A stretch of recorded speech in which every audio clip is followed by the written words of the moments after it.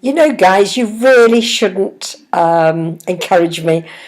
As my lovely friend Tom, and he knows exactly who I'm talking about, says, it may be that I'm just attention seeking, and this is all our imagination. But I don't know. I'm going to go along with it. But you know how much I love talking.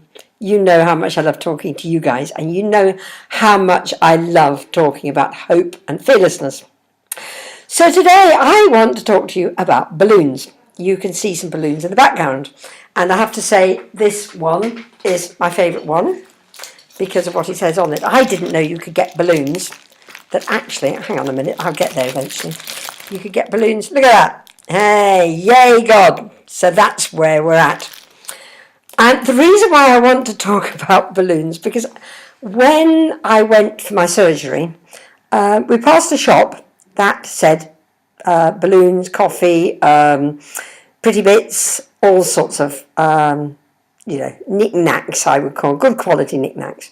And I said to Martin, I'm an extrovert. I want a balloon. So he bought me the balloon that you can see with cupcakes on. Now that was the week before Easter, and it's still doing so well.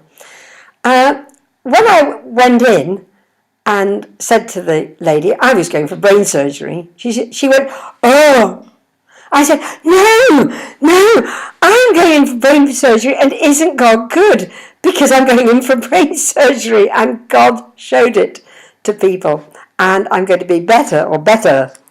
So anyway, I did that, and it's wonderful. And then time went on, and when we went back for treatment and for checkups and that sort of thing, I wanted another one. So she said, what would you like on it? Because we haven't got one like that other one. We've got a smaller one. So I said, well, it's a bit of a no-brainer, isn't it? I said, yay God, because you're so good. So I got that.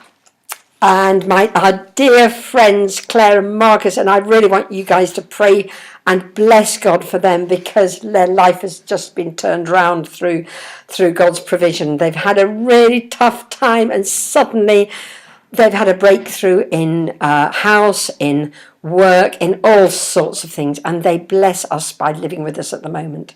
But I know that's going to come to an end, and we're really going to miss them. But anyway, that's a beside the, what did we say? By the by. Okay, so balloons. There's me and my friend Melanie, and we're having a good time with Jesus. I'm talking to Jesus, but I'm also hearing voices that really are childish voices. Voices like, nobody loves me. Nobody cares. This is a long time ago. I have to say, this is a long time ago. And Melanie has the wisdom of saying, ask Jesus who is speaking. So I do that. And I find it's a Victoria who is about 4, 5, 6, 7 years old. And so Melanie says to me, ask her if she has a right to talk to you at the moment. And this Victoria, 4, 5, 6, 7, of course I have. Of course I am. I'm you. And you ought to listen to me. And Melanie says, why don't you send her to talk to Jesus? Let her ask Jesus the questions that should you talk to her.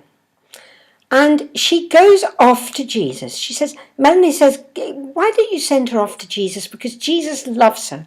Jesus will listen to her, and Jesus will answer her truth.